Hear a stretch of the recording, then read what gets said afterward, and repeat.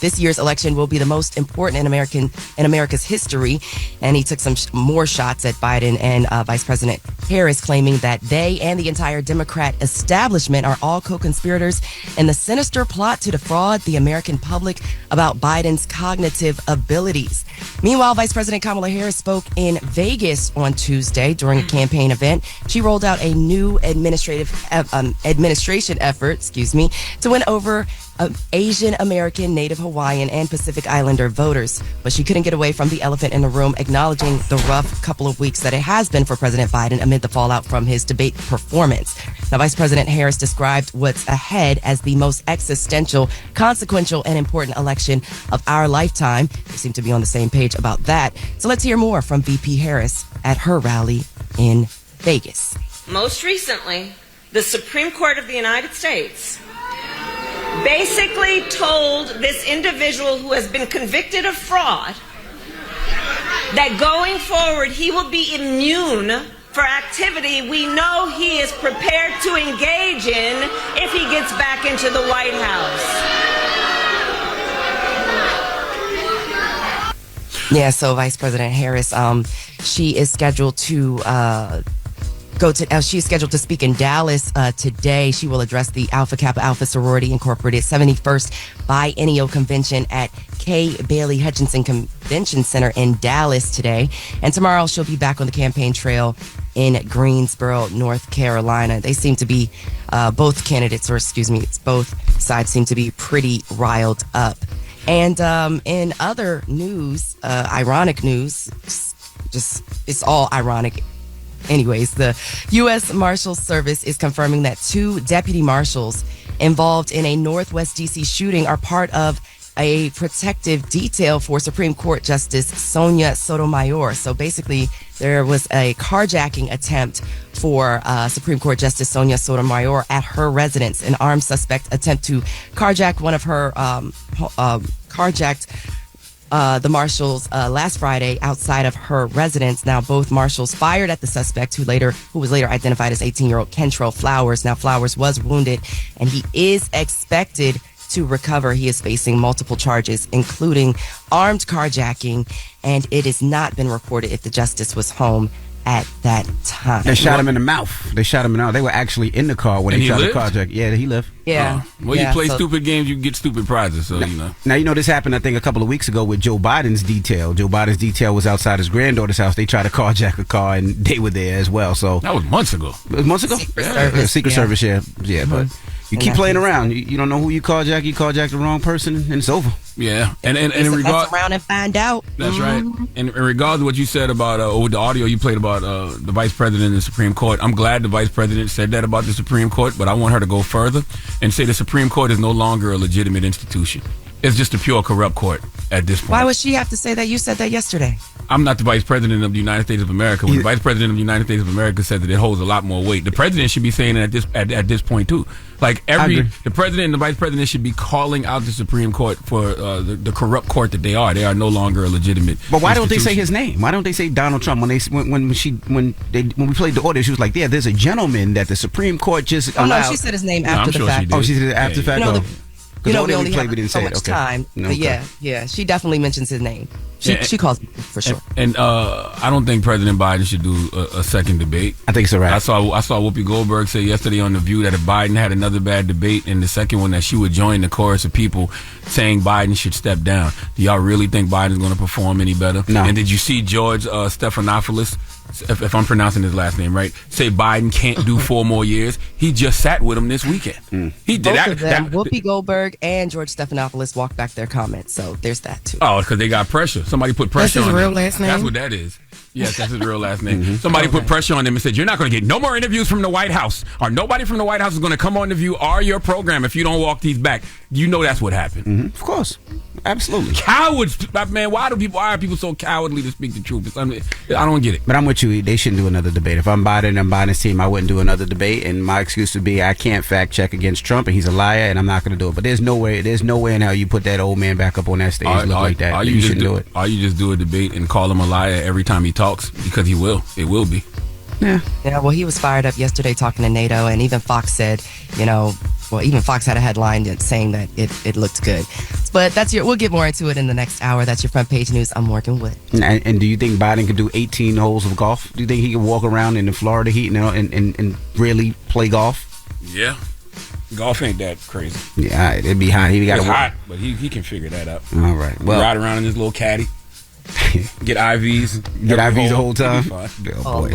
Get it off your chest. 800-585-1051. If you need to vent, phone lines are wide open. Again, 800-585-1051. Get it off your chest. It's The Breakfast Club. Good morning. The Breakfast Club. This is your time to get it off your chest, whether you're mad or blessed. I hate the way that you walk, the way that you talk. I hate the way that you dress. Everything with me is blessed. Call up now. 800-585-1051. Not just me. I'm what the culture feeling. What's up, Trav? Envy, what's up, Envy? What's going on? Jess, what's up, my mom? Hey, baby. Sar. Peace, sis. What's happening? Can I tell you something, Sar? Yup. I have a job. Thank you very much. Okay, I am employed, and it was planned for me to be there on Monday because I was co-hosting with Angela Yee. But I did walk in and ask, where my girl Sar at? Oh, okay. Did your job know that you was here, or did you tell them something else? What did you tell them? Don't worry about all that. Actually, ask Eddie what I told. It's kind of crazy to lie to a job when you're actually going somewhere that they probably gonna hear you. Damn. You ain't think that would do, did you? I'm still good though. I'm still good though. Okay. But I definitely walked in. I definitely every time I come in, so I want you to know it's your fault that I always give Jess a gentle fuss out. Just a little gentle fuss out. What is a gentle fuss out? And it's your fault. Because, I'm waiting for something with Jess, and it's your fault that I'm waiting on it. Jess is pregnant. Can you let her have the baby? Jesus Christ. And I always come in and I always say, dang, you ain't dropped the baby yet? Yeah, she pregnant. Give her a minute. She got a couple weeks. Did. Yes, he sure did. Like, what? You ain't had a baby? Please don't rush her. Goodbye, Trav. All right, y'all. Peace. Bye. Hello, who's this? Yes, sir. Good morning, Breakfast Club. It's J.A. from Indy. J.A. from Indy. Get it off your chest. Hey, man, I miss my son. He went away from college last year. He lived with me full time. I was thinking it's going to be the most exciting time ever. My son's out the house. He's my only kid. I'm not married. And it took about a year. And now I'm starting to realize how much I miss him. Even though he's home, he's staying with his mom a little bit back and forth between our homes. So, man, I miss my son. Damn. Well, what state is he in now? What school is it? Where? No, I'm sorry. He goes to undergrad at Purdue. And I'm just dying on me, man, that I miss him. Yeah, I miss my son, but he's back now. My son is eating crazy. When I say he eats more than everybody in the house, I'm like, God damn, where all the food going? But it's definitely back to have your kids back in the crib. Like, I love the fact that my whole family's back in the crib, so I enjoy it, bro. That's sweet. Yeah, now I'm going to reach out to my son today when he gets off work because he's got an internship, and I'm going to tell him, but he's not up early enough because, he's 19, they teenagers, they ain't never going to get up this early again until they have to. But this is going, man, I miss him, which is crazy to me because I was like, I couldn't wait for him to dip. I love hearing this. That's what it is. Have a good one, J.A. Get it off your chest. 800-585-1051. If you need to vent, hit us up now. It's The Breakfast Club. Good morning. The Breakfast Club. I'm dialing. Hey, what you doing, man? I'm dialing. I'm calling you. This is your time to get it off your chest, whether you're mad or blessed. 800-585-1051. We want to hear from you on The Breakfast Club. Hello, who's this? Hey, good morning, everybody. How y'all doing in this sweltering heat? Hey, good morning. It's hot out there. And let me just get straight to it. It's now I don't want to say ASSINE, but it's asinine that the same people that will tell you that Joe Biden is in charge of a criminal organization with his family and that he's using the Justice Department to persecute Trump and he's conniving and he's scheming are the same people on the other hand that will tell you that he's mentally incompetent to run or to be the president of the United States. It can't be both ways. He can't be inept on one end and then on the other end he's a genius that he's manipulating the system. Also, the Democrats are so aloof and so out of touch. And let me remind you, the Black Democratic Caucus back in when Obama first ran, they didn't support Obama. They pushed behind Hillary Clinton over Obama. That is a fact. The goal should be get him in office. Just don't let the other guy win. And yes, I'm partial to this because I can see the other guy for what he is. after you get the win, then you have protocols in office that you can remove him. I'm not a poli-sci major, but I know that you can go ahead and get him out of office once the battle is over. For all these other Democrats to come out and they know. But you're missing one important thing, my brother. One important thing, and I've been asking this question for several months. What? Can he win? We know he won in 2020, but there was a whole series of unfortunate circumstances that happened in 2020 that got him across that finish line. Are they a winnable ticket, Biden-Harris, in 2024? It's a tough one. That's a tough one. That's what people are afraid of. Right. Here's what I'll say to that, and here's what we got to hope for. We got to hope that there's some, and I'm going to be blunt with this, there's some reasonable, sensible-minded white women, because that's the majority of the population that's going to see this for what it is and go, I'd rather take the old guy that may be a little mentally off as opposed to the guy that's sharp, but he doesn't have our country at our best interest. So I'm hoping that there's enough of them that'll see. Well, those women showed up for Trump in 2016. Yep. We shall see. We shall see. Jordan. Good morning, Breakfast Club. How are y'all? Hey, good morning. How you feeling, Jordan? I'm good. Is Jordan the welder? Yes, Jordan the welder. Yeah. What's up, Jordan? How are you? I'm good. I'm a little late, but I wanted to let you know how much I enjoyed the Black Effect Podcast Festival. Oh, it was so thank fun. you. Let's go. Thank you. I had a good time, and it was so nice to meet you. And your wife, she is so beautiful. Thank you very much. We'll be back in Atlanta again next year for the 3rd annual Black Effect Podcast. We will definitely be there, too. Yes, Yep. And Jordan, that's the baby I hear in the background? Huh? Is that the baby I hear in the background? Yes, and he is so busy. Oh. Yeah. Well, enjoy. What's going on with this legacy of resilience? Is it really that comfy? Very comfortable. I'm telling you, it's very, very, very comfortable. If you don't believe me, you go check it out for yourself. They got a website. It's just a T-shirt. I'm going to order some. I'm going to get that green tea. Yes, I'm going to get it. It's the legacyofresilience.com. It's not just T-shirts. They got shorts. They got sweatpants. No. They are comfortable, but she's saying, like, what's with it because she sees it every day. She's saying, is that one T-shirt really that comfortable? It is. I got one on right now. I know. That's different, thank God. But I'm just saying, like, she just asking that one. She asking about that one, but she trying not to offend you. Listen, I wear the same things over and over because they're comfortable. If I find something that's comfortable, whether it's shoes, clothes, I'm going to rock that over and over. Plus, it stands for something. You know what I mean? Because, we are a resilient people. If you're a resilient person, you're going to like that brand. I just like what it stands for. So they got a website, thelegacyofresilience.com. Get it off your chest. 800-585-1051. Now we got Jess With The Mess coming up. What are we talking about? Why is Cameron threatening a boxer? To a fight? Well, we'll find out when we come back. Yeah. Okay. Yeah, we're going to find out. It's The Breakfast Club. Good morning. The Breakfast Club. I make him say, morning, everybody. You make him say that? Well, you just need to shut the hell up sometimes. Just think about what comes out of your mouth. You just don't need to be repeating stuff. He is a DJ. He got to do that sometimes with the song. He make him say, hey, change your name. Be like she or something. You know what? No, be fluid. What am I talking about? It's 2024. Be progressive. You don't know what identify as. Exactly. Be fluid. Bro. Morning, everybody. We are do you, boo. Do you, boo. Do you. We are the Breakfast Club. Damn, let's get to Jess With The Mess. News is real. Whether it's Jess Hilarious, Jessica Robin Moore, just don't do no lies. She don't spare nobody. Worldwide Jess. Worldwide Mess. On the Breakfast Club. She's a culture shifter. She was able to get y'all to see something and understand something that nobody could get you to see. It's time to set it off. All right. So, just in time. So, Cameron and Shakur Stevenson go back and forth. So, he fought, I do not know this name. Artem is all I know. Do you know his last name? Shakur fought? Artem, Harry. I don't know. Okay. Artem, so I can't pronounce it either. Artem, Artem.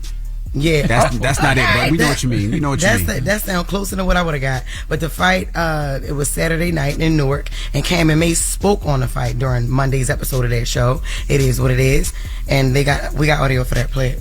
I don't want to see Shakur fight. I'm just going to be honest. No disrespect to Newark, but I don't want to see Shakur fight nobody. I mean, for him to be hanging out with Terrence Crawford and Andre Ward, there is absolutely no way that he's fighting the way he's fighting. He just need to accept he's a defense fighter. He's not an offensive fighter, and there's nothing wrong with that.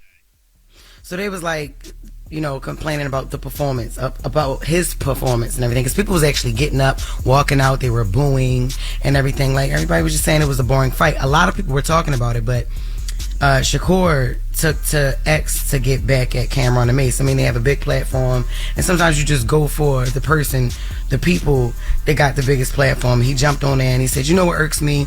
When men talk boxing but ain't never glove up. That fat MF of Mace and big teeth Cameron needs to shut the F up. Them two wiggers never step in the boxing ring. We got all types of entertainers gloving up.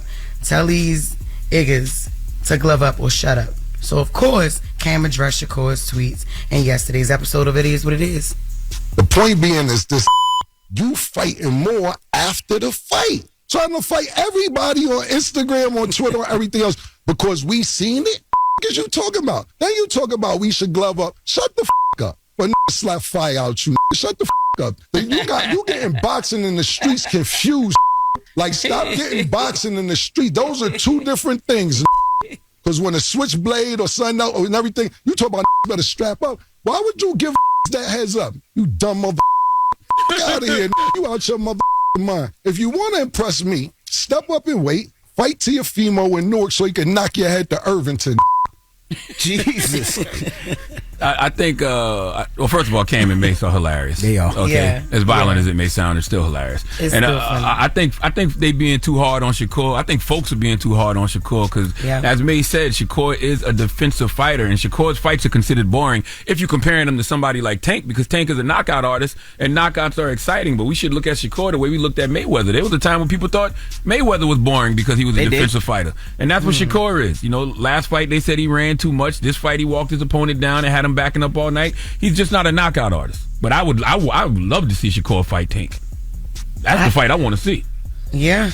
And didn't you say that to one of the boxes when I told Ryan Garcia I think they scared of Shakur Stevenson. Mm-hmm. You know, if he's so boring, you know, if all he is a defensive fighter, get in the ring with him.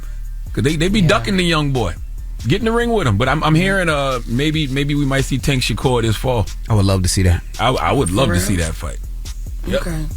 Well, we gonna see. Mm-hmm. Did y'all watch that fight? I didn't. I saw the replay. I watched it later after the fight. Yeah, no, I didn't see the fight. Okay. Oh, okay. Well, that's Jess With The Mess for the first hour.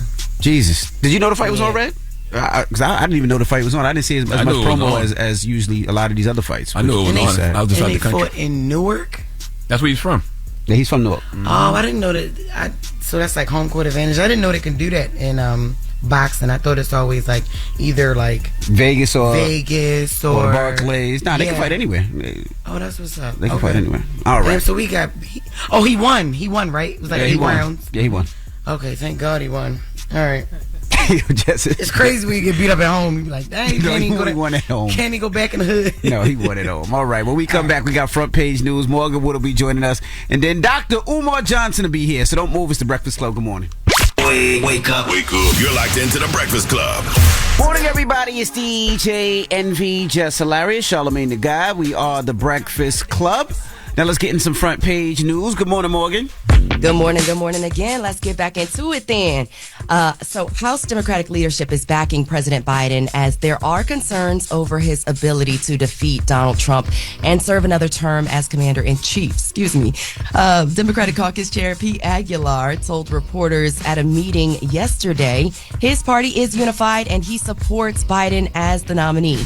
Now, California Representative Ted Lieu also entered the conversation, tying Trump to some controversial people. So let's hear the comments from Democratic Caucus Chair Pete Aguilar and Representative Ted Lieu. The twin goals that we have, preventing Donald Trump from ever setting foot in the White House and getting 218 votes for Hakeem Jeffries on January 3rd. But something I've heard that doesn't seem to be being covered are the Epstein files. these files were released, and like Donald Trump's sort of all over this, right? There are pictures of him with Jeffrey Epstein. He's taken multiple plane flights with Epstein, with young girls on board. He is on call logs with Epstein. One of the highest trending hashtags on Twitter right now is about Trump and Epstein. I'm not going to repeat the hashtag because we're in a dignified setting. But yeah, y'all might want to look at that because that's highly disturbing. And again, it shows that Donald Trump is unfit for office. And by the way, he was convicted in a civilian court for sexual assault, convicted in a separate court of 34 felonies. Donald Trump should drop out of the race. Donald Trump definitely should drop out of the race. But, so what you said about the House Democrat leaders backing Biden, just because they're backing him doesn't mean they are right about him being able to beat Donald Trump. It also doesn't matter what they think. They got to convince the American people. So all those House Democrats are going to have to figure out a way to convey that he's ready. Because a lot of folks know Trump is bad, but can you convince people that Biden is good?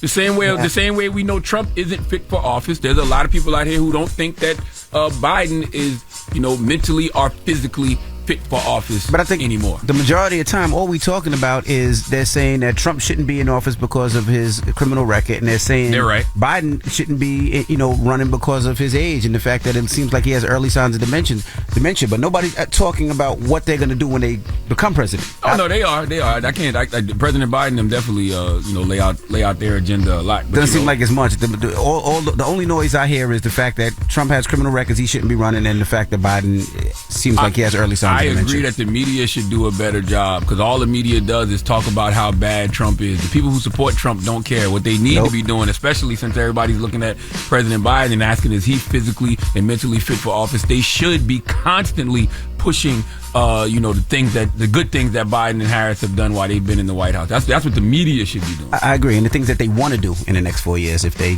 do become in the White House again. So one of the other people who believe that Biden is unfit to serve, of course, is House Speaker Mike Johnson. He said President Biden is unfit to serve as commander-in-chief. He told reporters that yesterday. Of course, after all of this is because of the debate performance. So let's hear more from Speaker Johnson on his thoughts about Biden. What we're projecting from the White House is not strength right now, at a very dangerous time around the world. And that's why the American people are so alarmed by this. Most of the Americans, people understand that Joe Biden is not fit for that office, and it's a terrible thing. The Democrats have misled us, and they need to be held accountable for that. Johnson said it's dangerous when the U.S. has a president who is not on his game. What were you going to say? No, I said people have to stop acting like folks just started feeling like this after the debate. We've been watching Biden for almost 4 years. I've been asking the question for about 2 years, is the Biden-Harris ticket a winnable ticket in 2024? We was in here talking about Joe Biden's seeming cognitive decline for the last couple of years. Correct. Why are we just acting like this is a new thing that happened after the debate? It's strange to me. As previously mentioned in the last hour, George Stephanopoulos was caught saying he wasn't sure if Biden could serve another term. Of course, he's been close to the administration. He has actually interviewed Biden multiple times, but he has since walked back those comments. Let me share those comments. TMZ captured the initial exchange. Let's hear the audio. What do you think? Do you think Biden should step down? You talked to him more than anybody else have lately, and you could be honest. You don't think he can serve 4 more years? All right. That's an answer. So a passerby definitely caught up with George Stephanopoulos just walking by on the streets of New York. And that's what happened. So Stephanopoulos then said, quote, earlier today, I responded to a question from a passerby I shouldn't have. And Disney actually jumped in to say in a separate statement that George expressed his own point of view and not the position of ABC News. So, of course, like as previously mentioned, he has interviewed the president before. And Boo! That type of cowardice is going to cause Donald Trump to win. Because if folks don't feel like Biden can win, if folks don't feel like he's fit to serve 4 more years, they should be allowed to say that, and the campaign needs to adjust accordingly. The only person making people feel like Biden can't run for 4 more years is Joe Biden. And the only person who has to convince the American people that they are fit to run for 4 more years is Joe Biden. George Stephanopoulos backed off those remarks because the White House threatened them with no access to the White House. Guaranteed. They hit up Disney and hit up ABC and said, hey, if he don't walk these comments back, if y'all don't say something, y'all not getting access to the president, the vice president, nobody. That's you know that's what happened. Yeah, Stephanopoulos has also been connected to former White House, or he was a former White House communications advisor during the Clinton administration. So you might have a point there. I'm not sure. No. Well, that's your front page news, guys. I'm sure I'll have more fun for you tomorrow. I'm Morgan Wood. Follow me on social at Morgan Media. And for more news coverage, be sure you're checking out the Black Information Network at BINnews.com and follow them as well as Black Information Network. Oh, it's so much. All right. When we come back, Dr. Umar will be joining us. That's right, Dr. Umar Johnson, so don't move. It's The Breakfast Club. Good morning. The Breakfast Club. Morning, everybody. It's DJ NV, Jess Hilarious, Charlamagne the God. We are The Breakfast Club. We got a special guest in the building. He's back. He's back. Ladies and gentlemen, Dr. Umar Johnson. Welcome, brother. Peace and Pan-Africanism. Good to see you brothers again. Peace, King. How are you feeling today? I'm all right. How does Dr. Umar feel about being the black boogeyman for interracial relationships? It's good and it's bad. Okay. The good side is I hear from a lot of brothers who have gave up the bunny hopping.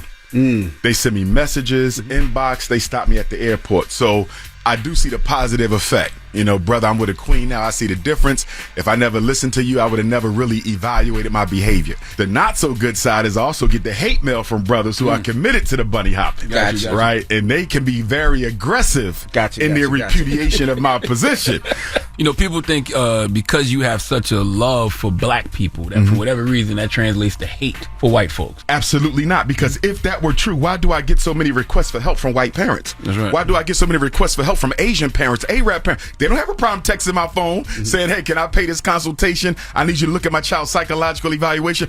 I never get apprehension from white parents when they need my help on special education or mental health cases. You see what I'm saying? Right. So if it were that bad, I would assume they would not be reaching out to me. They have no issue reaching out to me. And they don't go through a filter. They come direct. Even the snow bunnies. Listen, I know how you feel about that. I need help with my son. He's a white boy, blonde hair, blue eyes. Will you help us? Pay the fee, I got you. And if you hated them, you wouldn't offer the help. Why would I help them at all? You see what I'm saying? And some of them buy my book too. They say, hey, I know your book is towards black families, but the information in there, we can use it too. Do white parents ever call you and say, hey, my white son or my white daughter is into this black boy or black girl and we want to erase him from there? Do they ever call you for that? No, I get the opposite.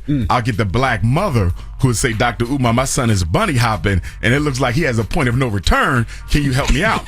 That's what I get. Do you have a camp? Because that'd be cool. You put I need a camp. That's a good idea, though. So what they do call bunny hopping recovery camp.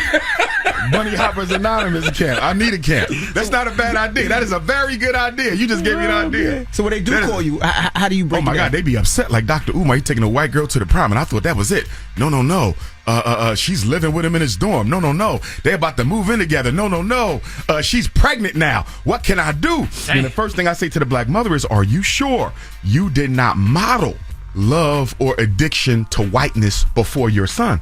Because many of these mothers who have an issue with their son with the white girl got blonde hair, blonde weave, the green contacts. Like, I'm looking at how you present yourself. You look like you're trying to be a white girl. So if the mother is imitating whiteness, why wouldn't the son be attracted to it? Because your first love affair is with your mother, not sexually, psychosocially. So therefore, if I see my mother imitating white women, are you not indirectly through your behavior suggesting that I date white females? So I think a lot of black mothers have to really check themselves with regard to how they're modeling the fact that they believe within themselves as a woman that white women are more attractive. Man, I want to ask you something Columbus Short said since we're talking about that. Sure. He said he got some heat for saying that black men are dating outside their race because most black women are raised by single mothers and absentee fathers and taught a don't need a man mentality. What are your thoughts on that? Well, here's what I would say to my brother Columbus Short, and I'm a fan of his. Are we not all victims of the systemic oppression and injustice that racism has introduced into our community? So just as you have black women who didn't grow up with their father, you have black men who didn't grow up with their fathers or their mothers. In other words, why is it acceptable for the black man raised by a black woman without his dad to reject a black woman raised by her mother without her dad. I think sometimes black men can be guilty of a double standard where we want a perfect offering when we ourselves are not a perfect offering. And to that point, I think black men need to recognize the fact that one of the reasons we have so much conflict with black women is because we don't operate on a masculine platform with our women all the time. We tend to operate on a female platform.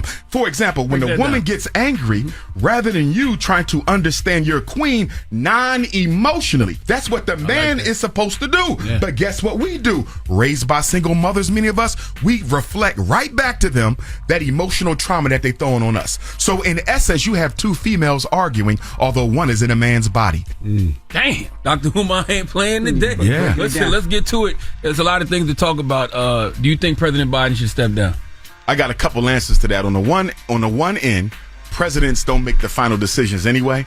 So because they are puppets, it really wouldn't matter if he stepped down or not. However, from an optics perspective, his showing against Donald Trump in that debate didn't look good at all, even though they only 3 years apart, right? On the flip side, I'm not too sure the Democratic Party is ready to anoint Kamala Harris as quote-unquote commander-in-chief because, as you know, in the post-Barack Obama era, the last thing poor white America wants to see is another black person as commander-in-chief. So I don't think they necessarily want to go that route. They don't have to. There's others as well. But at the end of the day, both men are extremely up there in age because I don't want to be a senior shamer, if you would, right? Because seniors are just as capable intellectually, many of them, as those of us in our age bracket. At the same time, they're still the two oldest men to ever run and rerun for president of the United States. But you know what? Doesn't that also speak to the weaknesses in both parties? That's right. If Joe Biden is the best the Democratic National Committee has, if Donald Trump is the best the Republican National Committee has, what is that saying about the talent y'all incubating? That's right. So what do you think about, blacks loving Donald Trump so much, shaking his hand, kissing his hand, rubbing his back, saying we support him? What do you think about that? Slave master syndrome, white Jesus syndrome. We don't care if the white Jesus wears red or blue. We don't care what side of the aisle that they're on. Black America suffers from battered spouse syndrome envy. And what battered spouse syndrome speaks to is the fact that no matter how bad you beat me up, if I believe I need you in order to survive, I'm never going anywhere. And part of our problem, part of the equation to our problem as American Africans, why we don't do anything on our own, is we are often waiting for the great white savior to come. This is a message that has been rehearsed for us in church. We get it in the media. We get it in the black community. So black people will never, ever abandon their hope of a white savior coming to save them. Donald Trump has no record whatsoever of saving black folks. When people ask me, who you going to vote for at this point, neither one of them are going to get my vote. I considered Cornel West because I love Dr. West. Intelligent, strong, good-natured, but he's a bunny hopper, so he can't get my vote. Now, when I come back to Donald Trump and Joe Biden, I look at the fact that Donald Trump signed 13 federal death executions while he was president. More than half of them was signed after Joe Biden won the election. Think about that now. Biden gets elected in November, sworn in January. Between that time, Donald Trump executes half of those 13 people. 5 of them were black men, and 2 of those black men were presumed innocent, and their attorneys had introduced a stay of execution to the Supreme Court. The Supreme Court turned them down, and Donald Trump executed those brothers. So when I hear black men say, I'm voting for Donald Trump because he's going to bring more money and economic vitality into the black community, I say, what about the fact that he's out here killing black folks, you understand, without no remorse at all? So you got to look at that. You also got to look at the fact that Donald Trump wants to give police 100% immunity. That's right. Wait a minute. Look how they killing us now. Right. So now you're telling me that anything the police do in their line of duty, they cannot be held accountable for making bad mistakes and bad decisions, and you want to put that back in office? That's thirsty black men worry more about money than the lives of their people. That's right. All right, we got more with Dr. Umar Johnson when we come back. Don't move. It's the Breakfast Club. Good morning. Morning, everybody. It's DJ NV, Jess Hilarious, Charlamagne the Guy. We are the Breakfast Club. We're still kicking with Dr. Umar. Charlamagne? I see you, the Frederick Douglass Marcus Garvey Academy. Yes, sir. I see you in the building all the time. Yes, sir. They still saying where the school at. Yeah, they still saying where the school at. Everybody knows where the school is. Yes, sir. And you can't miss it. You just was asking for something. What was you just asking for? Somebody to help us with the floors. With the floors. Yeah. We got, so last time I was here, remember, I was still struggling with the HVAC. Remember that? Mm-hmm. So the HVAC is done, plumbing is done, all the systems repaired. Now it's superficials. We got to get the doors done. We got some doors that got to be replaced. We got another layer of paint, so we're going to do one more paint day. And then we got 11 floors where we took the old rugs out. We got to cover them up, right? So, in fact, coming here, one of the good sisters Sister Jennifer out of Trenton, shout out to her and her husband. She has an uncle who does floors, so I'm going to meet with him this weekend and see what type of price he can give. I also met with some other brothers who do floors, and the prices wasn't too bad. You know what I mean? So once we do that last layer of coat and do them floors, we applying for the certificate of occupancy. Now that the school is here, the school is almost done, do you think that some of these Negroes are going to be protesting the most? Yes, because they're not going to stop. Now that I'm open, they got to move the goalposts, right? That's right. Now it's how many kids, what is he teaching?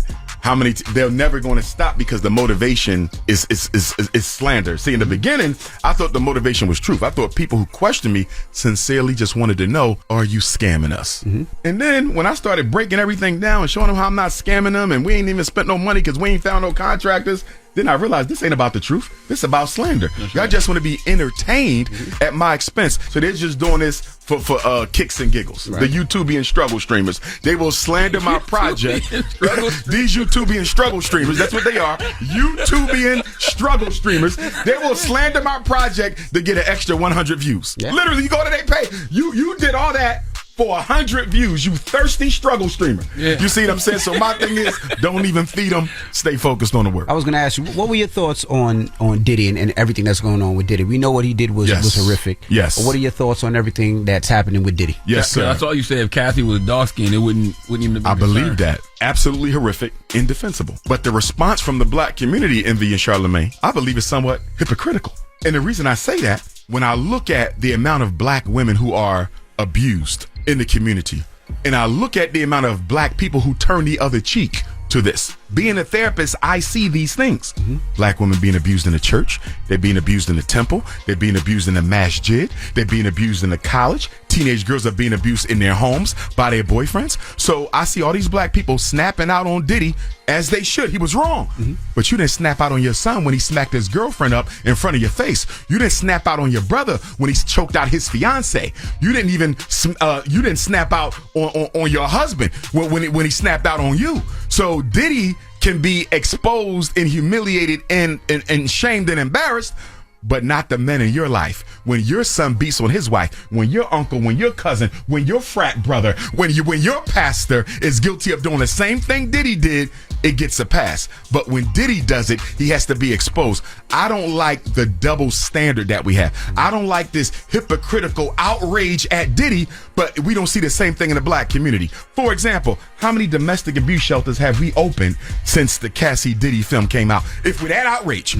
all these single black women being abused with children, how many celebrities or regular black people have opened up domestic abuse shelters? How much money has Black America donated to the fight against domestic abuse in our community? Go to the Roman Catholic Church. The Roman Catholic Church admits to 10,000 incidents of sex abuse against children involving over 4,300 pastors or priests since 1950.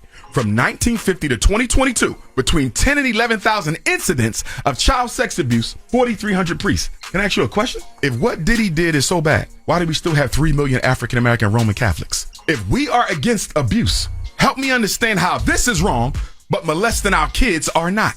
Damn. What are your thoughts on the WNBA? In particular, the Caitlin Clark, Angel Reese battle. Here's the thing. My thoughts on Caitlin Clark and Angel Reese. First of all, much respect to Caitlin Clark.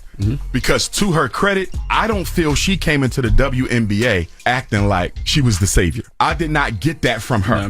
I got from the white power structure, the Snow Bunny Mafia of the WNBA, that they tried to make her the face of the league before she proved herself. And in doing that, they're overlooking black female athletes who are much better than Caitlin Clark. You got Asia Wilson for the Los Angeles Aces. This is the first woman in WNBA history to score 35 points, grab 10 rebounds, and get 5 steals. South Carolina's own, baby. You see what I'm saying? So my thing is, how do you jump to Caitlin Clark? and overlook Asia Wilson. Now you take a look at Angel Reese. She's the first player in WNBA history to get 13 straight double-doubles. Right. Not rookie, period. Right. You see what I'm saying? So it's going to be interesting when it comes down to the rookie of the year, because you know they want to give it to Caitlin. That's that Snow Bunny privilege. But look at what Angel Reese is doing. What's your thoughts on Stephen A. Smith? What did Stephen A. say about OJ? Something about OJ Simpson? He was upset, I believe, that BET honored him. Yes. Had him in the in memoriam package. Yeah. My view on my brother Stephen A. Smith, I vacillate, because 1 minute he'll say something that I say good, like when they gave Steve Nash the Brooklyn Nets coaching job. And he said no black man gets that job with no experience, and you're going to coach KD, Kyrie, and James Harden. No black man gets that. Good job, Stephen A. And then he'll go right back and do something coonish like this. If BET wants to honor OJ, let them honor OJ. White people honor white people who are guilty of things, right? And let us be clear, did not OJ get acquitted? He was found innocent. He was found innocent. So Stephen A., if OJ Simpson was found innocent in a court of law, how can you come back, Stephen A. Smith, 30, 40 years later, and say BET was wrong for honoring the man when he was found innocent in court? So you're parroting a white supremacist narrative. I need Stephen A. to pick a side and stay on it, because he floats back and forth. Now, to his credit, at least he does float. Some of them don't even float. They go hard on the white supremacist narrative and stay there. Stephen A. go back and forth. I need him to pick a side, because every time I'm proud of him, like Stephen A. did a good job today breaking this down from a racial standpoint, he'll go right back to cooning. So I just need him to pick a side and stay on it, because I don't know where he stands. Well, God bless the dead, but some people would say, well, now, Dr. Umar, you defending the bunny hopper and OJ. Great question. I'm not defending the bunny hopping aspect of OJ. I'm defending the fact that OJ Simpson is a black man. And when I'm dealing with issues of black men or black people, what they do to one of us, they can do to any of us. And that's why when I look at Jonathan Major's situation, if you would, he had no business bunny hopping. But does that mean his career should have been destroyed over that incident? Absolutely. Because not. she had a cut on the finger and a cut behind the ear or something like that. So he gets his whole career destroyed, even though we saw on TV he ran from the white girl. Ran from the white girl. And I don't know if you saw what his lawyer said. Jonathan Major's lawyer said he got convicted, not necessarily, and I'm paraphrasing, not necessarily because he abused her, but in defending himself from her abuse, he was too aggressive. What the hell is that? And they found that she was guilty of abuse, but the prosecutor said they didn't have enough information to charge her. Look at that. So she walks and he gets his career destroyed. That's a damn shame. Even though he's guilty of bunny hopping, I don't want to see that happen to any black man, because that could happen to me under other situations or circumstances that don't involve a white woman. So even if he's a bunny hopper, I still got to separate that out and look at how the impact of this case can affect all black men. That's right. Got you. All right, we got more with Dr. Umar when we come back. It's the Breakfast Club. Good morning. Good morning, everybody. It's DJ Envy, Jess Hilarious, Charlamagne the Guy. We are the Breakfast Club. We're still kicking with Dr. Umar Johnson. Charlamagne? What are your thoughts about the power that LeBron has in the Lakers organization? Because he gets his son drafted and the hiring of J.J. Redick, who's never coached anywhere. Absolutely. What are your thoughts on that? I'm disappointed in black America, because I feel like they're attacking Bronny more than J.J. Redick. I agree with you 100%. How the hell is Bronny James getting all this heat from black America, but J.J. Redick ain't getting all this heat? J.J. Redick ain't never won nothing. He ain't win nothing in college. He ain't win nothing in the NBA. He wasn't no MVP. I don't know if he was ever first team offense or defense, maybe once or twice, but he clearly don't have the record of a Sam Cassell. Sam Cassell should have been offered that Lakers job, and if not the Lakers job, one of the coaching vacancies. Look at all these good black assistant coaches out there who are being overlooked for white privilege. J.J. Redick did not earn that position. They gave it to him. But rather than attack that, we're going to attack the 19-year-old kid. I want LeBron to play with his son, because the optics of that, I think, will be very positive for young black males. And I think it could be a small motivation for black men to do more with their sons and more with our boys. So I want to see LeBron and Bronny on the same court, with one disclaimer: if I don't catch Bronny James bunny hopping no damn more. Because if he bunny hopping, I'm not supporting him. Bronny James, I love you, young man, but if I catch you bunny hopping, I'm done with you. You're not going to be a role model bunny hopping. But outside of that, I want to see LeBron and his son, right? You want to see that. That's a good thing. LeBron does so much for basketball and the league. He's not the GOAT. That's Kobe and Mike. But he does so much for basketball and the league. He deserves that. Why hate on that? And that's that black male jealousy. I can't remember how you worded it just now. You said you can't be a hero if he's bunny hopping. You can't be a hero if you're bunny hopping. But Kobe, God bless the dead. Right. MJ, who you both named. No, I didn't call them role models. Okay. I called them the GOATs of basketball. Okay. I can't. And Kobe is my personal GOAT. I think he's the greatest basketball player of all time. Okay. I can't hang his picture up in the Frederick Douglass Marcus Garvey Academy. Damn. Because you bunny hopped. I think Eddie Murphy. I'm going to say he's a close second to Richard Pryor. But Eddie's so talented, he may have trumped Richard. But guess what? Eddie and Richard are both bunny hoppers. Eddie got black baby mamas too, though. I know, but his wife is. I don't know. I think she's Caucasian. I don't even know if he's married. Is he married? I don't know. Well, that last one he was with, she was. You see, Dave Chappelle. I love him for his humor. Dave Chappelle ain't married to a black woman. His picture can't go up in my school. I love him. I like him, but I can't hold you up as a role model because in order for you to complete that role model process, your queen got to look like your mother.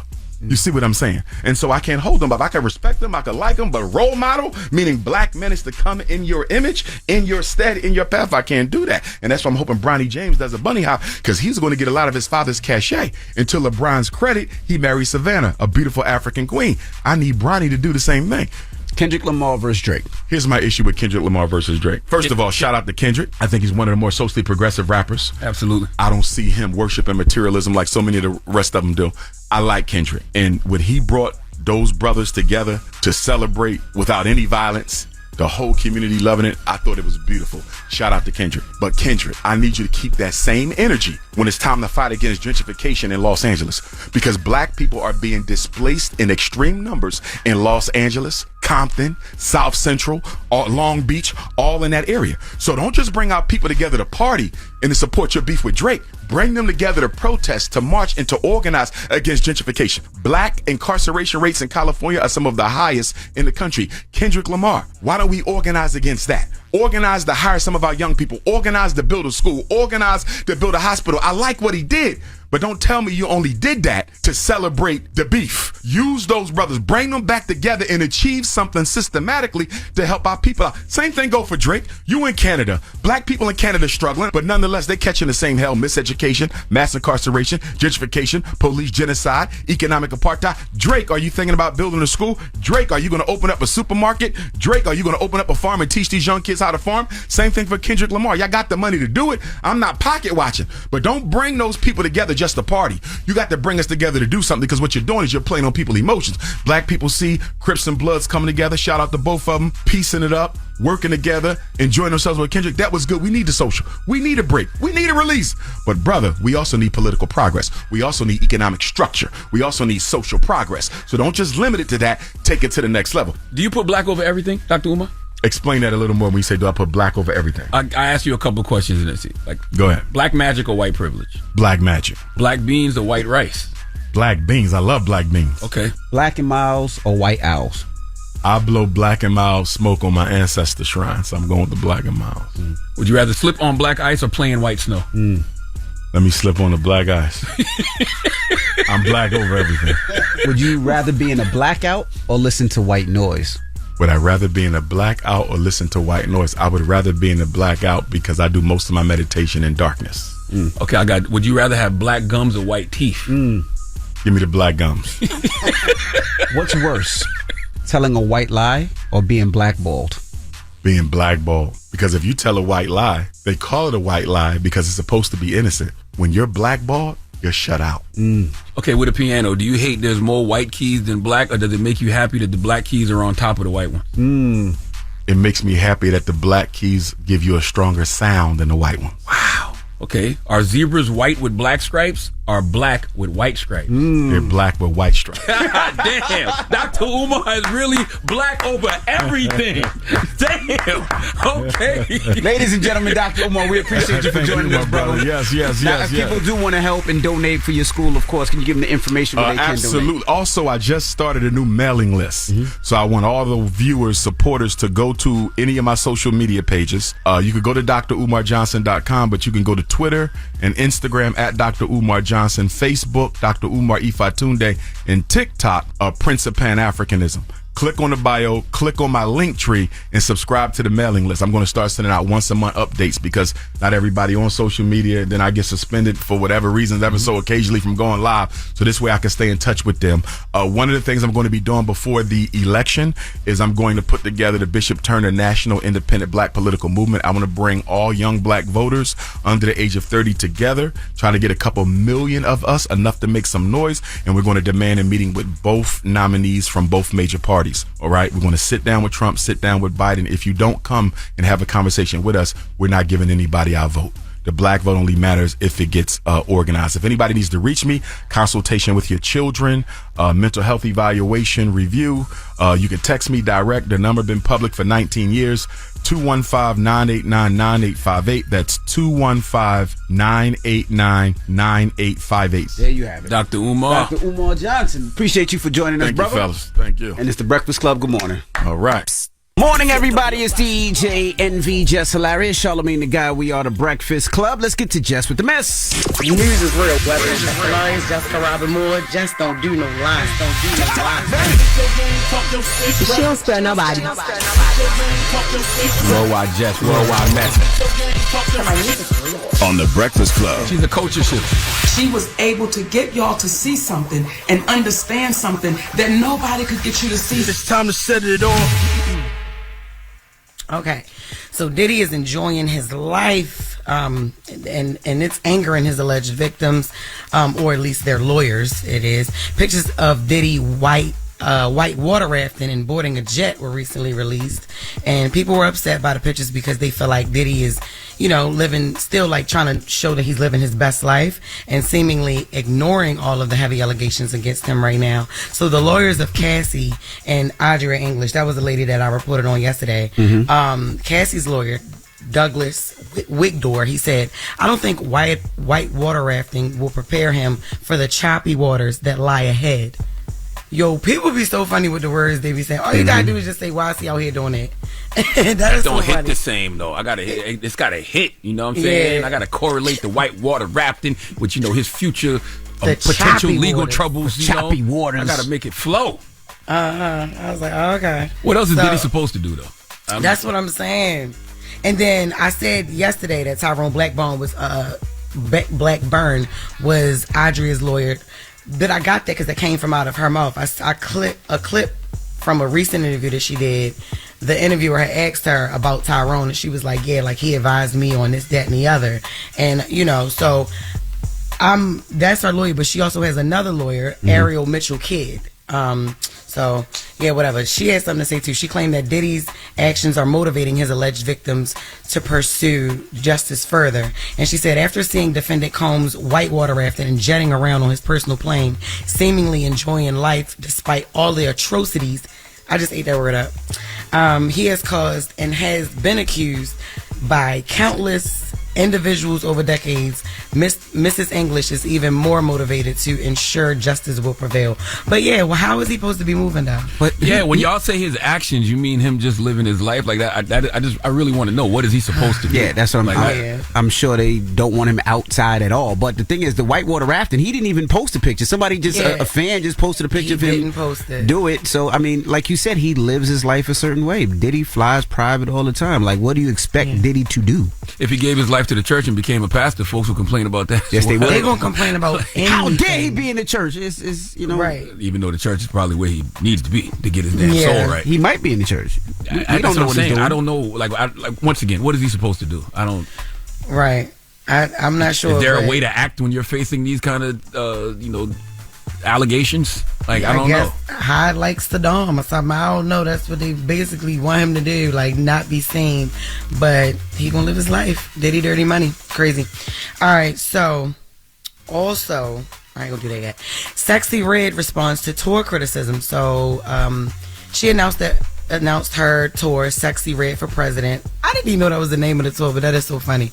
Outlets started reporting that ticket sales were low for the tour. So yesterday, Sexy Red decided to address the rumors, and there were claims that Sexy Red only sold 37% of available tickets. Now that is 31,624 tickets, which is still a lot of tickets. as opposed to what's supposed to be sold. That was out of 85,217 tickets. So the 85,000 tickets was total tickets for the 20 dates out of the 24 dates of the tour. What kind of venues is she doing? This got us in trouble last time. Last time I said this about Megan Thee Stallion, I was totally wrong because I said she wasn't an arena act. But what kind of venues is Sexy Red doing? Look, I don't know. Look, it's saying my fans are buying tickets. We're doing just fine. We're not canceling no tour. This canceling ish is all cap. And she also said this is how they try to do when you go with an independent promoter and the bigger companies try to sabotage you. We not canceling ish. She said I did my touring deal with a black promoter, black owned company, AG Entertainment, and now they playing dirty, paying pages to spread fake news to discourage my fans from buying tickets. But I don't think that would discourage your fans from buying tickets, saying that your ticket sales are low. Because you sexy, you have a fan base like Sexy Red. Like you've made a big impact in such a little time on this industry. Your fans, they're loyal to you. They just like you, so they gonna buy tickets. And also, I'm not the demo because I'm a 46-year-old grown man born in 1978. But I didn't even know she was on tour till the story came up. I didn't even know they announced the Sexy Red. I seen it last week.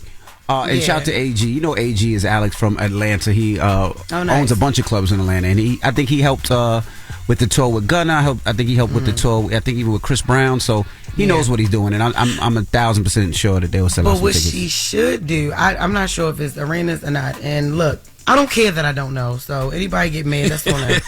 But I mean, because it's just like, no, I don't know. But I think it'd be great if she did what JT did. You know, JT did the club dates.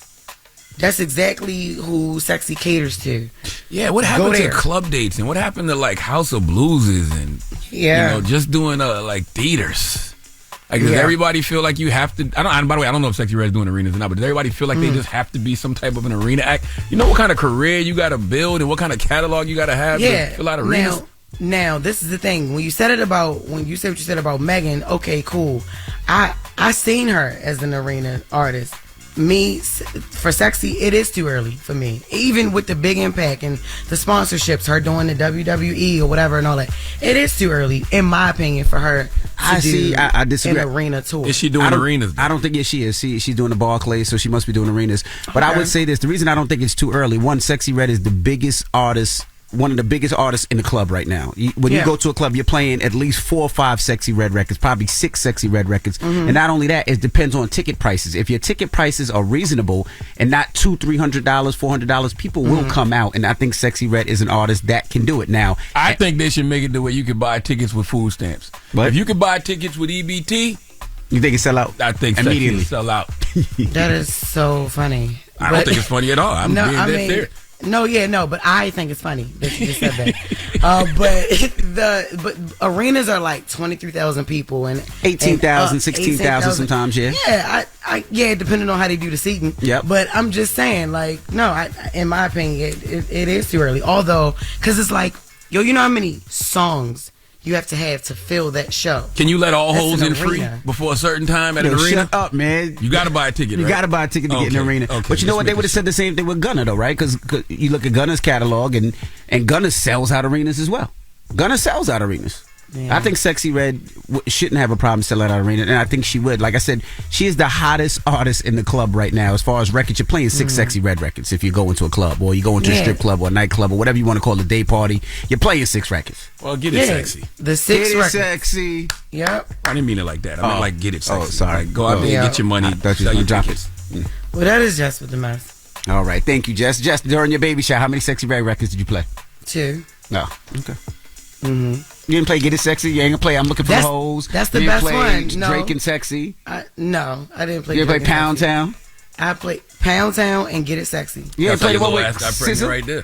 That's pregnant. Exactly how you got pregnant. That's exactly how your little ass got pregnant. Exactly. Pound Town and then Get It Sexy. That's what we played. That was it. Jesus. All right. Charlamagne, who you giving your donkey to? We need George Stephanopoulos to come to the front of the congregation. We'd like to have a word with him, please. Yeah, every time you say his last name, just start laughing. That's really his name, I think. Stephanopoulos? No, man, Stephanopoulos. I ain't think nothing about no Stephanopoulos. What the hell is wrong with you, boy? Don't want to be Missy Elliott so bad. Don't get a day is up next. Wake up. Wake up. You're locked into the Breakfast Club. Donkey up the day. Made it. Damn, the hee-haw again. It's time for Donkey of the Day. I ain't trying to be donkey today no more. They should be embarrassed by what they already did. I'm not making these people do these things. Called Donkey of the Day, and it really caught me off guard. Damn, Charlamagne, who got the Donkey of the Day today? Wow, Jess Hilarious. Donkey of the Day for Wednesday, July 10th goes to George Stephanopoulos of ABC News. George is a former White House communications director. He's, of course, a TV commentator, political commentator. You see him every morning with Robin Roberts and Michael Strahan on Good Morning America. He's a fantastic journalist, one of the best out there. And that's why it pains me to see someone like him have to apologize for saying exactly how he feels when what he said actually needs to be said. See, TMZ obtained video of George out and about working out in the streets of New York City when a random pedestrian approached him. And fresh off the heels of an interview George did with President Biden, an interview that was supposed to clean up the mess Biden made at his debate against Trump, the pedestrian asked a question that a lot of Americans are asking, and that question is simply, do you think Biden should step down? Well, George replied with something the American people don't get too often, and that's an honest answer. Let's listen. What do you think? Do you think Biden should step down? You talked to him more than anybody else have lately, and you could be honest. You don't think he can serve 4 more years? All right, that's an answer. Nothing wrong with that answer.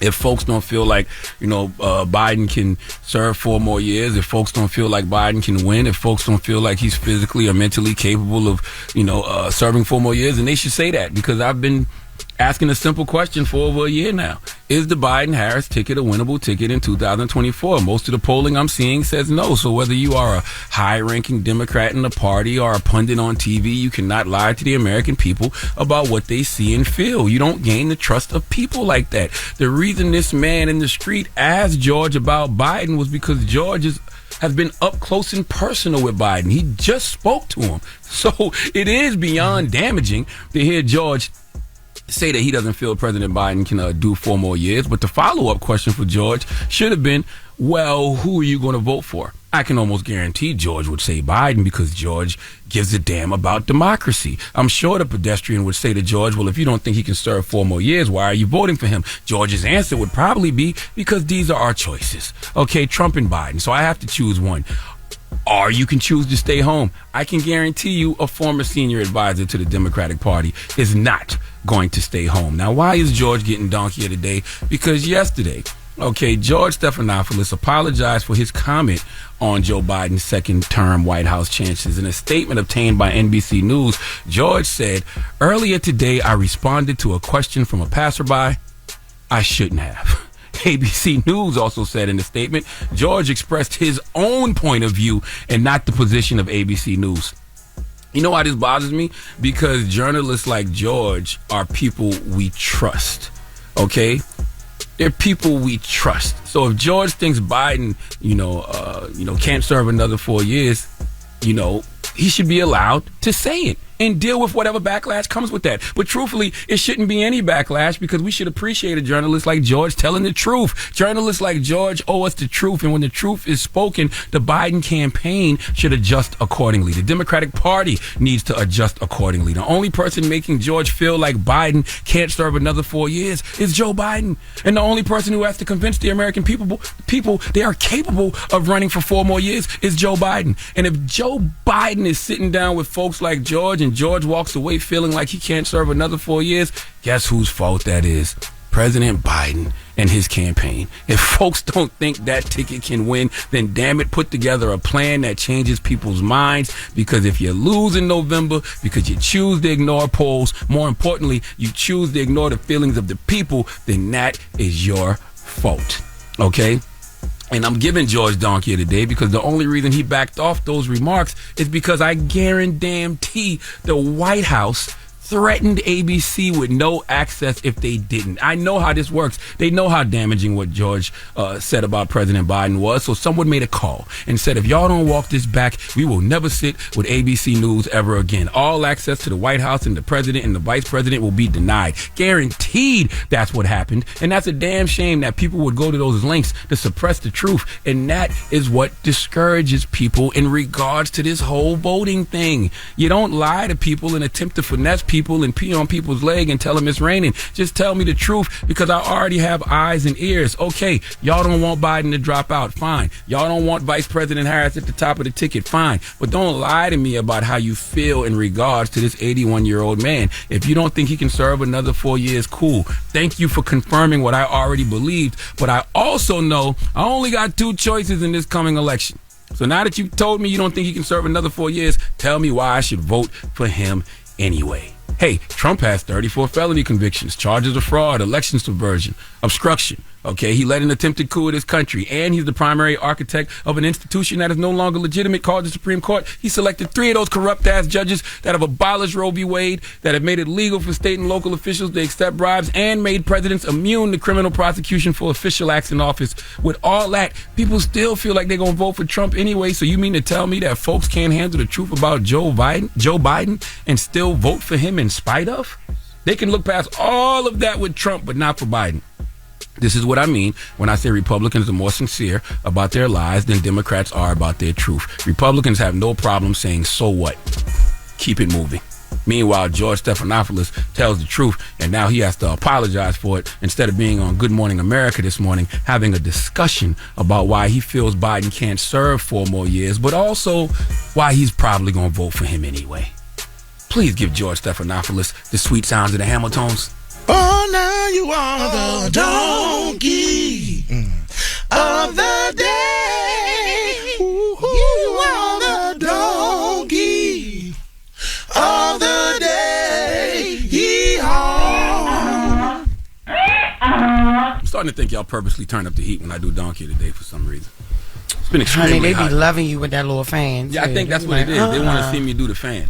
That's what it is. It'd be perfectly fine in here. You got on a blanket, and I'm over here burning up. What's going on that side of the room? Envy always giving somebody on with the little shawl. Nah, it's my Yeah, I'm blanket. like, You know yo, what it is? I drink my water and my juice, and I get cold in the morning. I get a little chilly, so I just put on my little. Oh, that's menopause. Bring a sweater. Are you not menopause? No, they do something with this heat. They don't This know light with the or heat. something. No, that's menopause. But most Dominican men do get menopausal around after 45. I'm not Dominican. That's messed up. And I don't have Please menopause. Please don't. The Dominican men gonna call up like, no, we don't. Don't do all that. All right. Well, thank you for that donkey today. Yes, and don't be afraid to tell the truth, people. Trust me, the American people can handle it. Okay? Okay. All right. Now, when we come back, shout to Funny Marco, of course, comedian, 800-585-1051. And he said this yesterday on social media, and people were trying to define what this actually means. Can we play the clip? When someone says I'm seeing someone, it means that you're constantly seeing them, and it's going to be hard for anybody else to get in that schedule. So that's the definition of seeing someone, meaning that I got to see this one every day. So if I don't see him this day and I'm with you, they're going to be wondering what the is going on. And then that's when the lies begin. What does the term seeing someone means? 800-585-1051. All right, if you're out dating out there, what is the time I'm seeing someone? What does that mean? Well, that's just We really have to explain this to these youngins? Yes. I don't even know why. That's crazy. When you say you're seeing someone, yes, ma'am. You're talking to them. You're dating someone. Dating is not like really locked down, but you're seeing someone. So is seeing someone exclusive or I'm not? occupying my time with Yes, it's this exclusive. person. You know why it's Yeah, exclusive? Because you wouldn't even bring it up if it wasn't. If it wasn't a big deal, Exactly. you know, you usually tell somebody, I'm seeing somebody, if, you know, and usually what comes after, sometimes people don't say it, but what comes after is, yeah, we're getting serious. You know what I'm saying? So yeah, I'm dating this one specific person. You know, they're important enough to bring it up, so I wouldn't, yeah. So 800-585-1051. The term seeing someone, what does that mean? Let's describe. Let's It means talk. I'm seeing someone. Who you seeing? It's self-explanatory. What are we doing here, man? Who you seeing? My wife. It's the Breakfast Club. Good morning. Fool. The Breakfast Club. Steady calling my phone. It's topic time. Call 800-585-1051 to join into the discussion with the Breakfast Club. Morning, everybody. It's DJ NV, Jess Hilarious, Charlamagne the Guy. We are the Breakfast Club. Now, if you're just joining us, we're talking about a clip that went viral yesterday about Funny Marco saying, seeing somebody, and this is what he said. When someone says I'm seeing someone, it means that you're constantly seeing them, and it's going to be hard for anybody else to get in that schedule. So that's the definition of seeing someone, meaning that I got to see this one every day. So if I don't see him this day and I'm with you, they're going to be wondering what the is going on. And then that's when the lies begin. So who asked Funny Marco that? And when did Funny Marco start giving relationship advice? And he said it for real, and that's the definition of seeing someone. Yeah, I think that we shouldn't listen to any relationship advice from cosmetically challenged people. What? Salute to you, Oh Marco. my God, I love the way that sounds. So wait, I'm confused. So, because somebody you're saying is ugly. I ain't say that man was ugly. Why would I? Boy, you're disrespectful. I did not say that man was ugly. What does cosmetically challenge mean? It don't mean ugly. That's like you said ugly. That's messed up. That don't mean Marco, fat. get on his ass. See, all I said was cosmetically challenged. This man won't call you ugly. What does that mean? That's like somebody say overweight. Overweight means fat. What? That is not the same. It's the same. It's not the same. No, it is not. What does cosmetically challenge mean? Cosmetically challenged mean that you have some challenges with your look, with your cosmetics, but some things can be changed. Like Marco. Yeah. Marco has spoken about wanting to get with my dermatologist. Mm-hmm. But he's seeing fixed some somebody. things. Mm-hmm. Yeah, that's all. So they don't mean ugly. It means cosmetically challenged. Just like when they say you're not ugly, you just broke. You know what I'm saying? Right. Like, you call that man ugly. I didn't call him ugly. I said, did you call him that? No, I did not. You did. No, I did not. He do give Seal though. And I'm not even saying Seal ugly, but like he give like a little. Feel fine. Yes, all them white women. Yes, that's true too. Yeah. Oh my goodness. Sorry, Funny Marco. Anyway, we're just asking. Sorry. What does the term "seeing somebody" mean? It means that you are seriously like you get somebody on the phone? No, you. Yeah. You getting serious with somebody. Like you're still in that dating process, but you're getting serious with them. I'm seeing somebody as opposed to I'm just talking to somebody. I'm talking to somebody. All right, so let me just break down the steps. I've been out this game a long time. Okay. So it's dating, then seeing somebody, then engaged, then married. Yeah, I would say that. Okay. First of all, seeing somebody definitely means that you're in some type of relationship. Because if you weren't, you wouldn't even bring it up. Like if you hollered at a girl or a guy or whatever it is, or they, and y'all were kicking it, and you said to that person, "Hey, I just want you to know I'm seeing somebody." You letting them know that you are in some type of relationship. So it's like y'all go together. Yeah, because why would you bring it up if it's not a serious situation? Yo, don't ever holler at a they. What's wrong? Days need love too. What's wrong with y'all this morning? Why y'all want to offend ugly people in days? Hello, who's this? Good morning. Good morning. Good morning. Good morning. Talk to us. What is seeing somebody mean, bro? I want to say good morning to DJ Envy, Charlamagne, and Jess Hilarious. Congratulations on your reproductive thing that you're doing. Your reproductive system that's working. Okay. Thank you. Reproductive thing. That would be pregnancy, ladies and gentlemen. But listen, right? Seeing somebody is the same thing as dating. I spoke to y'all before about my book, Don't Put Marriage Rules in Dating. I suggest people date multiple people because you leaving your options open. If you got a job, right? You know how employers, they hire employees? They hire multiple employees to see who's fit for the job. You're hiring a lifetime employee. You're hiring a lifetime mate. That's not the same. If you hired multiple people for one position, then to see who's best for that position, that would make more sense. But you hire multiple people because you need a crew a lot of times. Right. You mean you interview multiple people to see who's right correct. for the position. Yes. But that's not even what the term is. The phrase is I'm seeing someone. Right. So that they're not pluralizing it. That's singular. Like I'm seeing somebody. Hello, so who's this? I'm sorry. Go ahead, Jess. No, you got. No, you can't cut her off and then say, "Go ahead." No, I thought she stopped. That's all. Crazy. Somebody's on the line. That's what I said. But I apologize. If he can hang up on me, he would say, "Go ahead." Hello, who's this? Yo, it's Alex. Hello, hey, Alex. What's that? These awkward ass pauses. We just listening to you. We was trying to figure out what the hell's going on. What's up? What you want? So you guys just talk about Funny Marco, right? Yes. All right. So for my definition, I kind of agree with Jess what she said. First, you date somebody, and you kind of get the vibe from them, and then you take it further of saying, to your buddies or to another potential date, saying, "Oh, I'm seeing somebody." Then that's getting more serious. Like you see a future, like 5 years. Yeah. And then you get further into that. It's engagement. And then it's like 10, 15 years you swing further into that and building a life, like a house and all that. Yeah. Okay. Well, thank you, Alex. Can I add something else? Yeah. You said what? Could I add something else before y'all hang up? Sure, go ahead, Alex. Yeah. What's up? All right. I've been seeing a lot of it happening in Gaza and the children in the hospital, and they bombed the school with the kids in it, man. Why is it Joe Biden or nobody helping? Like, I don't get it. Well, I mean, he's helping. He's helping Israel. He's funding the military. That's what I'm saying. Like, why Israel? Like, what do they got to? Oh, you mean you want him to Help the kids and innocent people. encourage a ceasefire? Is what you're saying? Yeah, like it's crazy, bro. Like I'll be at work and I work construction, and like I'm trying not to cry in front of these guys because it's so sad with what I'm seeing. Damn, it's insane. Keep praying. Yeah, you know. Well, thank you for Have a your good call, day, Alex. guys. Yeah. 800-585-1051. We're talking the term seeing someone. All right, Funny Marco said that yesterday. We're just asking, what's the definition of seeing somebody? It's the Breakfast Club. Good morning. If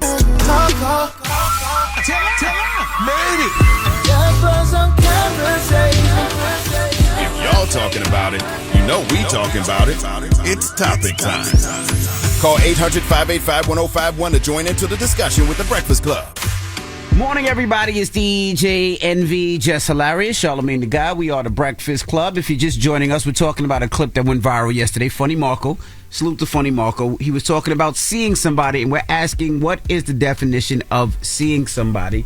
We open up the phone lines, and we got Van on the line. Van, good morning.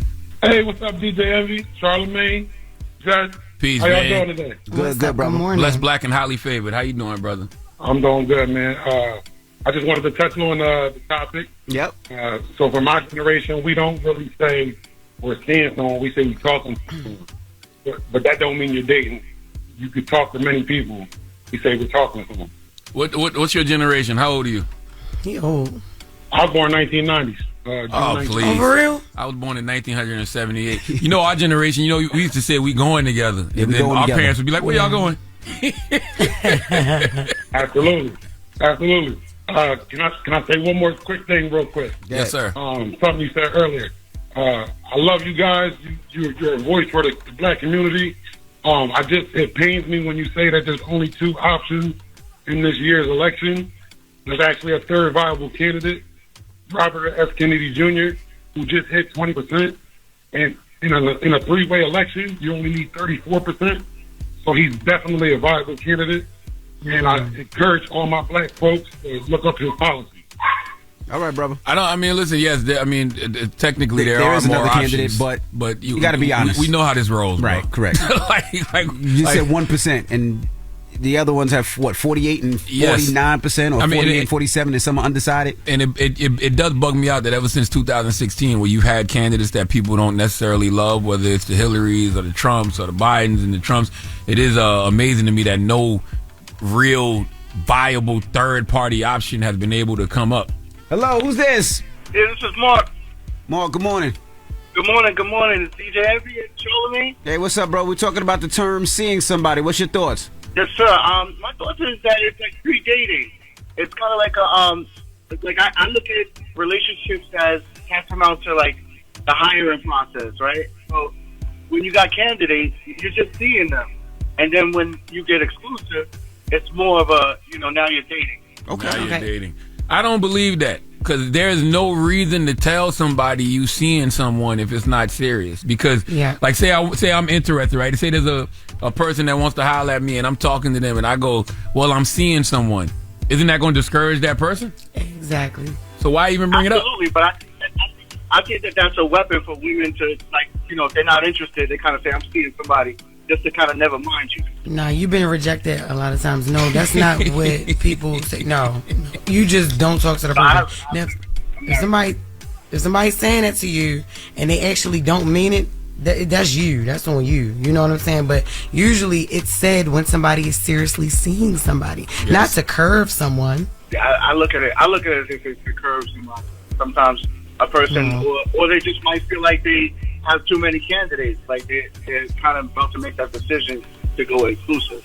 I wonder, does that make a man feel better if the woman like, I'm seeing someone, then the man, like, say I'm Funny Marco and I can go back and be like, well, she said she would have hollered at me, but she's seeing someone. Or do you just feel that in your mind, like, well, I probably could have got with her, but she's seeing someone right now? Maybe. Yeah. I just think it's the truth. She being truthful. Jessica. What? Yes. Oh, I'm sorry. Hey, Jess. My bad. Jessica, what's your thoughts? Seeing somebody. Seeing somebody, yeah, you are exclusive. It's nobody else. You shouldn't have nothing.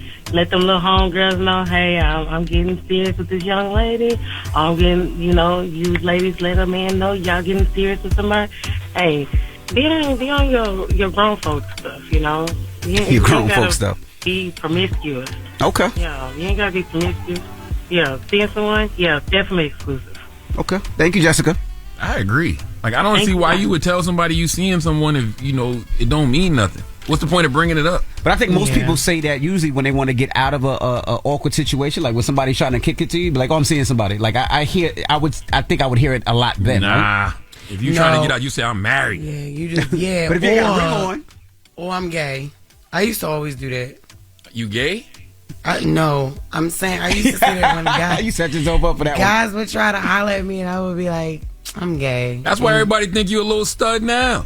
This is not. They not talking. We not going to the different departments. We gay. You don't have to break it down to a stud. No, but them guys would be like, I tried to holler at Jess. She told me she like girls. They're like, oh, everybody knows she that a don't stud. mean that she a stud. No, that just mean like, oh, Jess was gay before.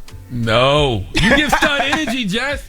You give femme stud energy. I'm a stud magnet. Charlamagne too. You definitely a stud magnet. Charlamagne too, though. What's the moral of the story, though, Jess?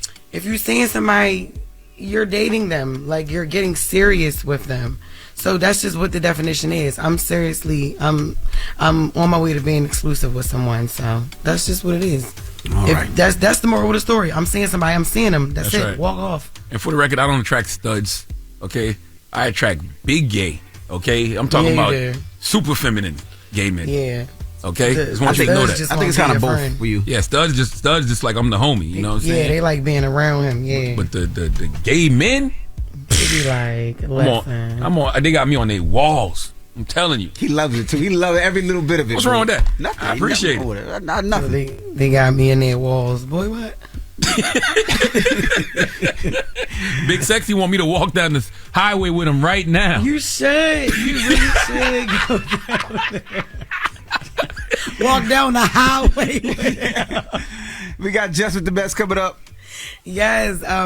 Apparently, Pimp C was mad at Andre 3000 after submitting the Players Anthem verse. Really? Yeah. All right. That's what Andre said. So we're gonna get into that. All right. It's the Breakfast Club. Good morning. The Breakfast Club. Morning, everybody. It's DJ NV, Jess Hilarious, Charlamagne the Guy. We are the Breakfast Club. Let's get to Jess with the Mess. News is real. Whether it's Jess Hilarious, Jessica Robin Moore, just don't do no lies. She don't spare nobody. Worldwide Jess, worldwide Mess. On the Breakfast Club. She's a culture shift. She was able to get y'all to see something and understand something that nobody could get you to see. It's time to set it off. Yo, real quick, I know I only got 4 minutes, but whatever. Look at this. Like, when I turn to the side, that piece right there really kills me every single time. What, the BDB?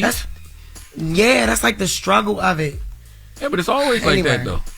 No, my hair is not always like this. Now, you must be talking about your sister or something. Wow. You have a sister to live down south or something. Don't be It's always like that. You don't ever even see the back of my head, so shut up. All right, listen. Andre 3000 speaks on iconic verse. So he appeared on a recent episode of The Shop, and during the conversation, Paul Rivera asked him about his verse on International Players Anthem with UGK.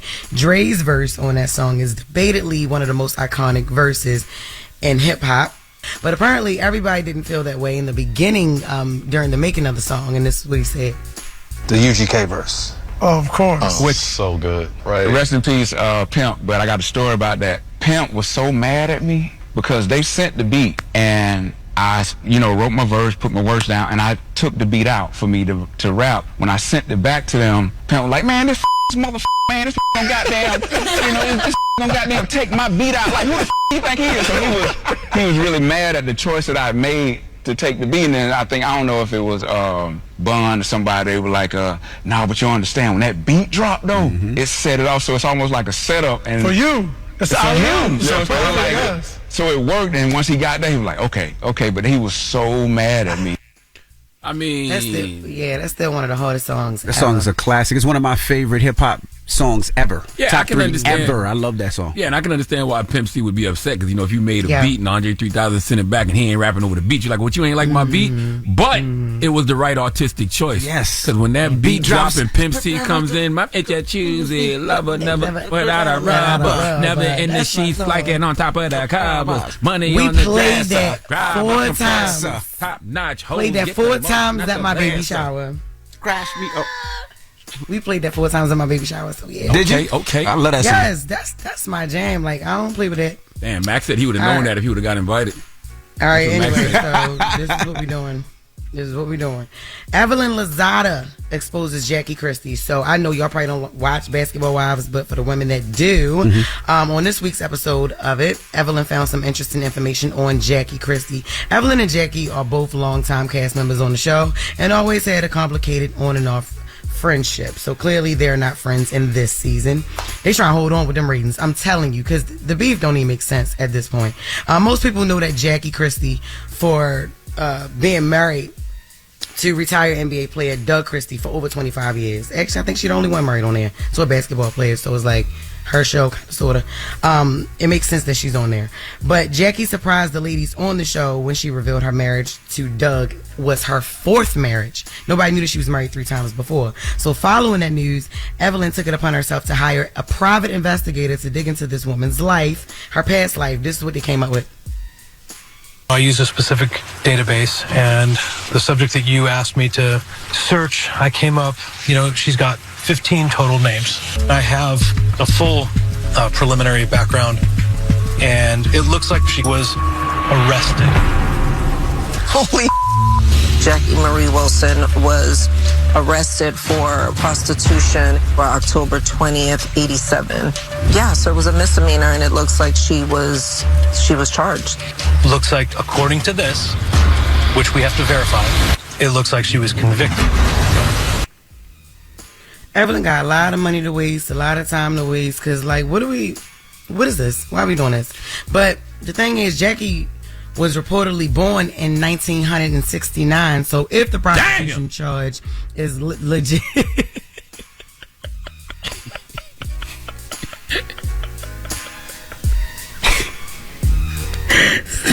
This guy's crazy. So if she was born, shut up, boy, because you only like 6 years younger than her. So just relax. He said it like he's far away. Yeah, you right there with her. Okay. Damn. Jess. Oh my God, no, she old as ish. That's how he said it. Oh my God. Goodness. Then that means she was only 18 when it happened. Her name was Jackie Marie Wilson at the time of the arrest. Because aside from the fact that she was reportedly, she had like 15 other names, which Evelyn recovered in her private investigation. She was also married to a man named George Wilson. That's how she got their last name. But regardless of what the private investigator found, like, Evelyn, why? I'm talking about these ratings got to stay alive. Shawnee said, I don't care if y'all gotta go back and forth. Shawnee still got something to do with this show?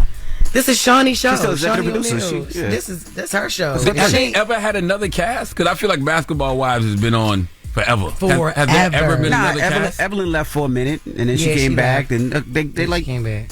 In and you out. know how Love and Hip Hop always has a different cast. And stuff like, I've never. I don't know. Maybe I just haven't been paying attention. Nah, they had different cast members. Yeah, they need to recast too. Love and Hip Hop, but at least Love and Hip Hop adds new people. They don't never really like take people off. They just add new people. Right. Basketball Wives, they've been the same girls rotating in and out, trying to find different beefs to stick with, like on the show. Somebody may bring a friend of a friend, and then they be corny, and then yeah. So, but that's still Shawnee O'Neal show. But the only one who I believe belongs on the show is Jackie Christie. She the only one married to a basketball player, former basketball player. That's true. Married. Why is it called Basketball Wives? Anyway, that's Jess With The Mess. Thank you, Jess. Now, the People's Choice Mix is up next. Let's get to it. It's The Breakfast Club. Good morning. You're checking out The Breakfast Club. Morning, everybody. It's DJ NV, Jess Hilarious, Charlamagne the Guy. We are The Breakfast Club. Now, shout to Dr. Umar for joining us this morning. Man, salute to the good brother, Dr. Umar. You can go check out the full interview on Breakfast Club's YouTube page. Dr. Umar always makes for great conversation. You agree with him, disagree with him, he gets the discussion started. Hour 20 interview, too, so it was a long one, pause. Damn! All right. When we come back, we got the positive notice, the Breakfast Club. Good morning. Morning, everybody. It's DJ NV, Jess Hilarious, Charlamagne the Guy. We are the Breakfast Club. Before we get out of here, I just want to say I'm doing one more city before I actually put my legs up and push this baby out. So you got that baby on North stage. Carolina. You got that baby on stage. You keep messing around. I know, but I just cannot stay off the stage. Raleigh, North Carolina, July 26th and 27th. That's a Friday and a Saturday. I will be there unless, the baby come before then. But as of right now, I'll definitely be there. Get your tickets at JessHilariousOfficial.com. I'll be at the Improv that Friday and Saturday, so get your tickets, y'all. That's right. And listen, I want to tell everybody in Tampa, man, everybody who listens to us on 95.7 The Beat in Tampa, I'm going to be in Tampa this Friday at 7th Grove, okay? 7th Grove, 1930 East 7th Avenue. I'll be there from 7 to 8 p.m. having a conversation about my new book, Get Honest or Die Lying, which is available everywhere now. So salute to the Urban League of Hillsborough County. I'll be there Friday, okay, 7 to 8 at 7th Grove in Tampa. So I'll see y'all there. And the positive note is simply this. Please remember that the struggles are going to come. But when you are a good person, so do the blessings. Have a great day. Breakfast Club, bitches! Y'all finished or y'all done?